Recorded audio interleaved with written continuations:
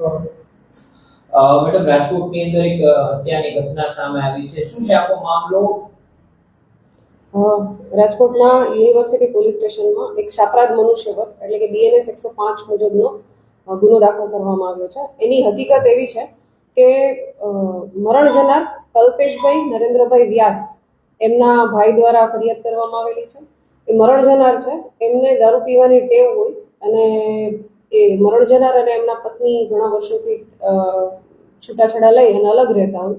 મરણ જનારનો પુત્ર છે એ પણ એના મધર સાથે રહેતો હોય, પરંતુ આ મરણ જનારને રોજે ટિફિન આપવા એવી રીતે આવતો હોય અને થોડા સમય પહેલા મરણ જનારની તબિયત ખરાબ થતાં એને હોસ્પિટલમાં સારવાર કરાવી અને એની સેવા કરતો હતો. આ દરમિયાન એને દારૂ પીવા માટે ના પણ પાડતો હતો, કેમ કે એનું કિડની લીવર બધું ફેલ થઈ ગયેલું હતું.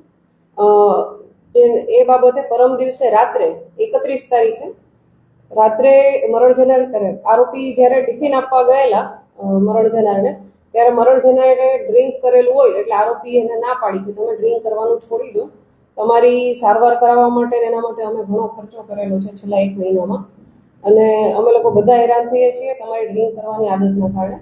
તો આ બાબતે મરણ જનારને ખોટું લાગતા એણે આરોપીને અને એના મધરને ગાળો આપતા એ જે આરોપી છે એણે મરણ જનારને 2 થી 3 મુક્કા મારેલા અને 2 થી 3 લાફા મારેલા, જેથી મરણ જનાર પડી ગયેલા હતા અને બાદ થોડી વાર ઊભા થઈ અને વળી પાછા સૂઈ ગયેલા હતા રાત્રિનો સમય હોય એટલે.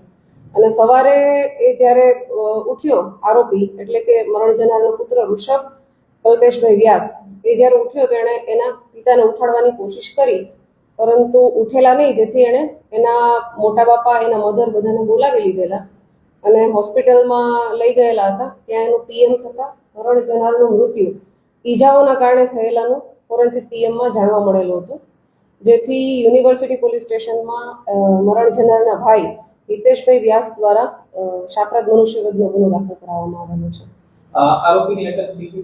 આમાં જે આરોપી છે ઋષભ કલ્પેશભાઈ વ્યાસ, એની ગઈકાલે જ અટક કરવામાં આવેલી છે અને આમાં ખરેખર એણે જે શાપરાધ મનુષ્યવધનો ગુનો દાખલ કરેલો છે એ શાપરાધ મનુષ્યવધ જ છે અને અન્ય કોઈ કારણ નથી આના મૃત્યુ પાછળનું. એની તપાસ માટે આરોપીના 5 દિવસના રિમાન્ડ પણ માંગવામાં આવેલા છે. જે મરણ જનાર છે કલ્પેશભાઈ, એમને દારૂ પીવાની ટેવ હતી અને એમની તબિયત ખરાબ થઈ ગયેલી હતી, એમનું લીવર ફેલ થઈ ગયેલું હતું, કિડનીમાં સોજો તો આ પ્રકારની બીમારીઓ હતી.